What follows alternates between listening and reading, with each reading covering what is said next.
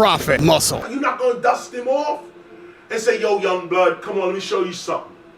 Let me protect you. No, they were the first ones to come in, rip off. These are older blacks ripping off the talent of younger blacks. Black men are taking advantage of young black talent. We didn't get the fame. We didn't get the Grammy, but we got the soul. What was whack about hip hop? The worst thing, 1979 Sugar Hill Records. This is the worst thing that ever happened in hip hop. When Sugar Hill Records came out, a woman named Sylvia Robinson and her husband Joey Robinson, they owned all of rap. Okay. If you could somehow phantom that in your head for a hot minute, there was one record label that had all the top rappers of the day on it, and no other company had that. Had we stuck together, black people would not be in this situation. They say hip hop is a $10 billion culture every year. That's black people money we should be having. But black people rejected us and lost $10 billion a year. KRS-One really goes deep. 10 billion a year gone. Whole dream of Dr. King gone. Take it up now to Sugar Hill Records. All the greatest hip hop acts are on the label, but they're not getting treated right. Black people are ripping off black people. I say this respectfully because I'm talking about our parents. These are older blacks ripping off the talent of younger blacks, respectfully. KRS, Scott LaRock, Boogie Down Productions, B-Boy Records.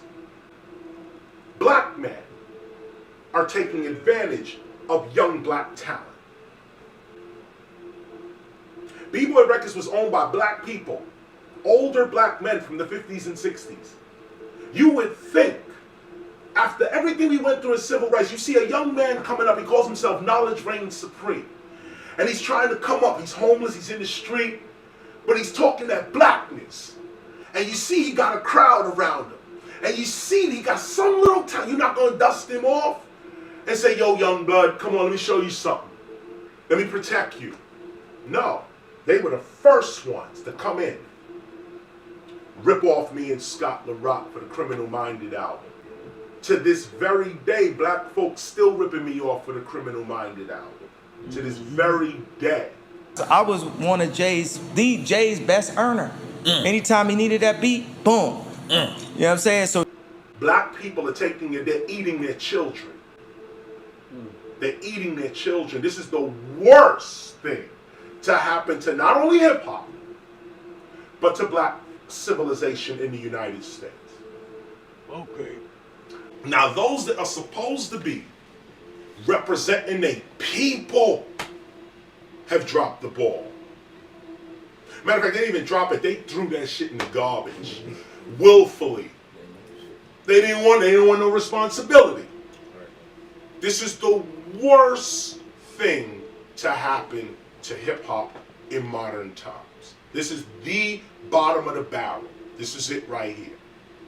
That you would be propped up by your people. Okay.